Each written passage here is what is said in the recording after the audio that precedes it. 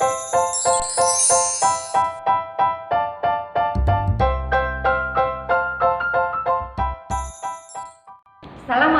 warahmatullahi wabarakatuh.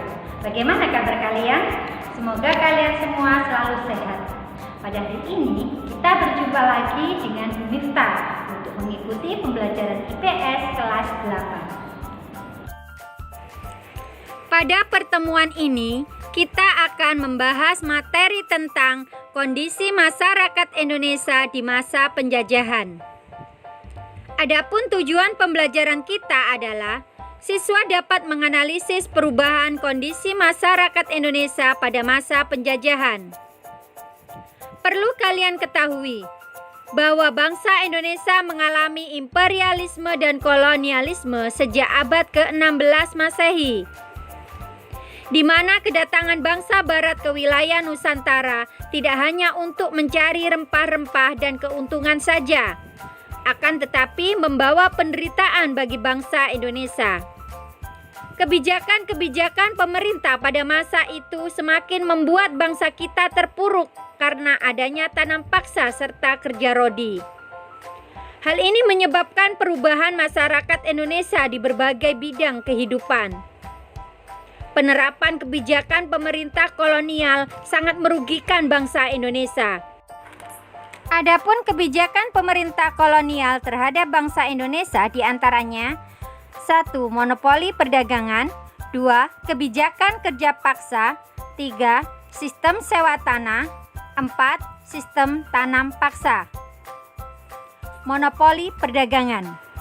Sebagai upaya menghadapi persaingan dengan bangsa Barat, Belanda mendirikan VOC. Tujuan dibentuknya VOC: 1. Untuk menghindari persaingan antar sesama pedagang Belanda dan antar pedagang asing. 2. Mencari dana untuk pemerintah Belanda yang sedang berperang dengan Spanyol. Agar VOC dapat melaksanakan tugas dengan leluasa, VOC diberi hak-hak istimewa yang dikenal dengan oktroi. Antara lain: 1. Memonopoli perdagangan. 2. Mencetak dan mengedarkan mata uang. 3. Mengangkat dan memberhentikan pegawai. 4. Mengadakan perjanjian dengan raja-raja setempat. 5. Membentuk angkatan perang. 6. Mendirikan benteng. 7. Menyatakan perang. 8. Mengangkat dan memberhentikan raja-raja setempat. Selain hak-hak oktroi, VOC juga melakukan pelayaran hongi, yaitu menguasai, menangkap, dan mengambil tindakan terhadap para pedagang dan penduduk pribumi yang dianggap melanggar ketentuan perdagangan Belanda. Dengan berjalannya waktu, lama-kelamaan VOC sebagai kongsi perdagangan akhirnya mengalami kebangkrutan yang disebabkan pegawai VOC banyak yang korupsi, anggaran pegawai yang meningkat, biaya perang yang sangat besar, kalah bersaing dengan pedagang asing, hutang VOC yang besar, dan munculnya paham liberalisme. Karena VOC dianggap tidak memberikan keuntungan lagi bagi pemerintah Belanda, maka VOC dibubarkan pada tanggal 31 Desember 1799. Kemudian pada tahun 1807 sampai 1811, pemerintah Belanda di bawah pimpinan Louis Napoleon menunjuk Herman Willem Daendels menjadi gubernur di Indonesia, dengan tugas mempertahankan Pulau Jawa agar tidak jatuh ke tangan Inggris.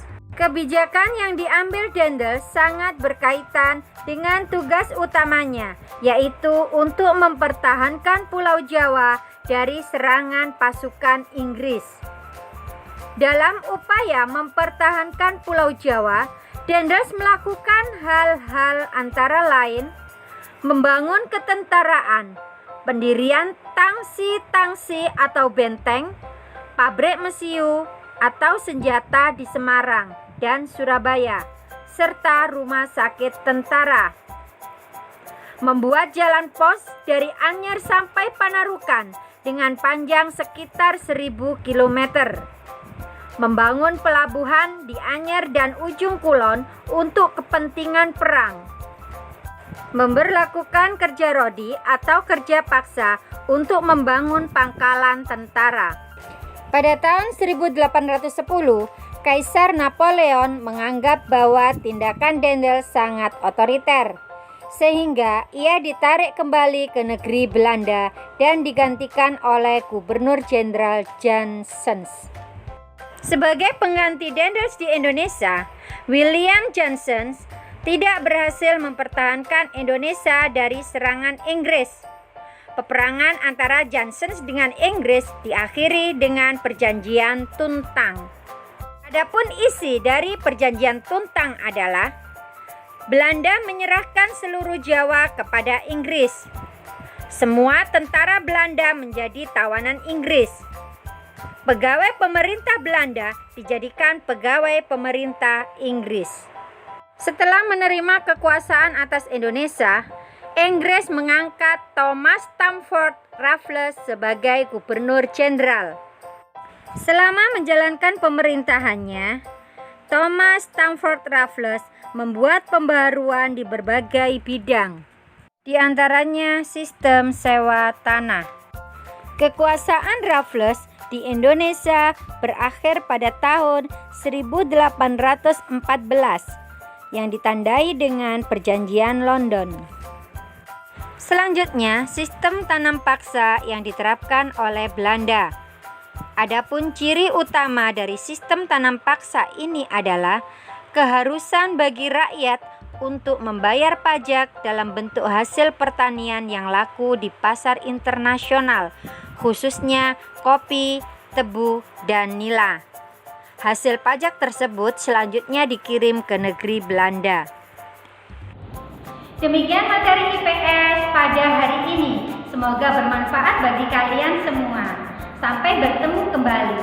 Stay at home dan tetap semangat. Wassalamualaikum warahmatullahi wabarakatuh.